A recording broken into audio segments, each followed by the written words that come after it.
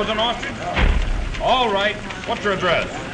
Hello, Mr. Smith. Did you release the second Bond issue in December? Yeah. All right. Your cat did what, Mrs. Harris? Really?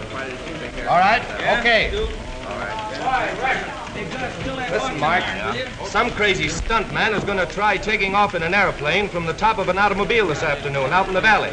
Sounds like a story. Hold it, Jack. Take off from an automobile on a dirt road. Can he make it? Well, Be a good picture either way. I'll send Mac out with a snapper. it's 40 miles out to the valley. We'll never make today's paper. A wire photo will make it if they pull it by 4 o'clock. Hello, Joe. I'm sending McIntyre and a photographer down. Get started for the valley right away. Yeah, some guy's gonna...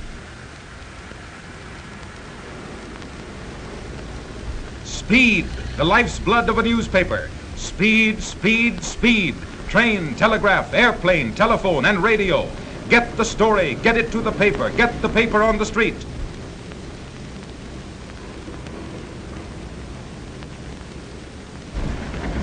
What time do you start, Marvin? Right now. Better warm up the machine, Ed. Ready for a hookup.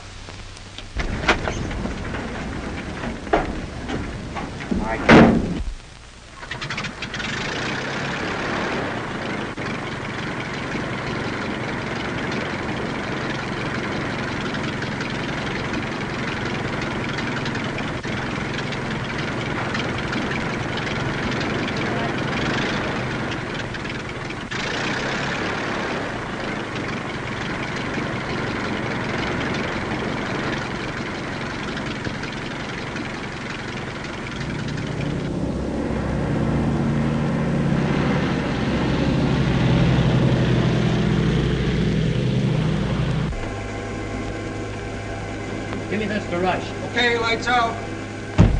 Every available development of science and engineering has been utilized to get the story to the reader in the shortest possible time. And now, the latest miracle of news gathering, sending pictures by wire, has lifted the curtain on a new era in newspaper history. Traveling almost as fast as the telephone story, wired photos now go across the continent with the speed of light. Long distance supervisor, I want a clear circuit to the Daily News for picture transmission. Please keep this line clear. Here's the Daily News. Go ahead, please. Wide World Wired Photo. This is Mobile Unit number 1 in the valley, ready with pictures of stunt car and airplane. Give me your signal.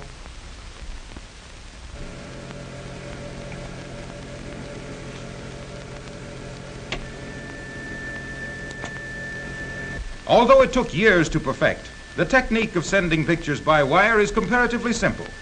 It's not a matter of sending the whole picture at once, but of separating the picture into fine lines, sending those lines over a wire and assembling them at the other end. Let's suppose we have a picture or a pattern which we want to send to another location, and the only way to send it is through a small tube. For our purpose, we'll make this picture on closely wound string. Now, if we start at one end of the picture, taking it line by line or string by string in proper order, we can run the string through the tube and assemble it at the other end, line by line, until we again have the original pattern. That is exactly what we do in wired photo transmission. But we now take the picture apart electrically and translate it into units that we can send over a wire. The units are lines, all of the same width, but of different tones of gray. If we have a given number of lines in a given space, the tonal value of the page, the difference between dark gray and light gray, is determined by the density of the lines. If the lines vary in density, they will form a pattern. Instead of changing lines into a pattern, wired photo transmission is simply a matter of breaking up the pattern or picture into lines. This process is called scanning. A light is focused on the picture, and as the drum revolves, this light scans the picture from top to bottom on this line. At the same time, the drum is moving slowly along in front of the light so that every part of the picture is scanned. If we stop the drum and look inside the case, then remove the condensing and amplifying apparatus, leaving only the optical system, we see that as this light strikes each part of the picture, it is reflected back through a lens and an aperture. The aperture allows only 1/100th of an inch of the picture to pass through at a time, so that the picture is scanned in fine lines. The light that gets through the aperture goes into the photoelectric cell. This cell contains a plate made of a metal that has a distinct reaction to light. Electric current will pass more freely through the plate when it is exposed to a lot of light.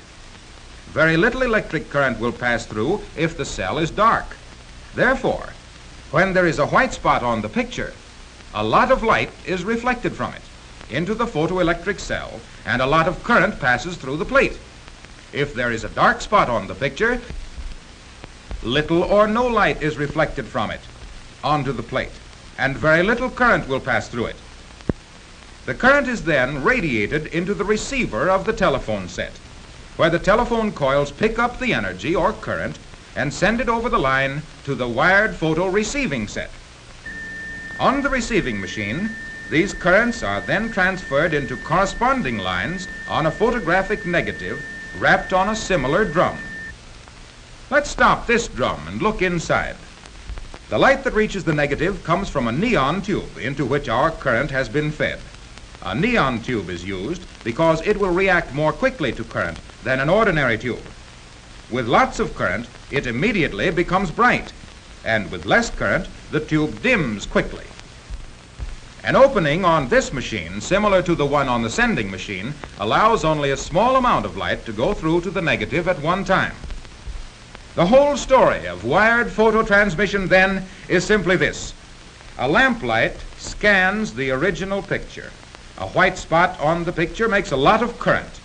Lots of current makes lots of light on the receiving machine, and so exposes the negative more heavily at that point. A black spot on the picture reflects no light back into the photoelectric cell, no current passes over the telephone line, the neon tube remains dim, and the negative is not exposed. We have merely unwound the original by lines in terms of lights and shadows, and wound it up again on the negative.